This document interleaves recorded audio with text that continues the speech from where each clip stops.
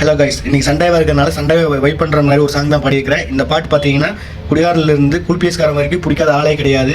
ஆமாம் guys, குடிவாழ்த்து song தான் பாட போகிறேன். இந்த சாங் பார்த்தீங்கன்னா என்னோட வாய்ஸ் உங்களுக்கு பிடிச்சிருந்தா மறக்காமல் நம்ம சேனலில் ஃபாலோ பண்ணி வச்சுக்கோங்க.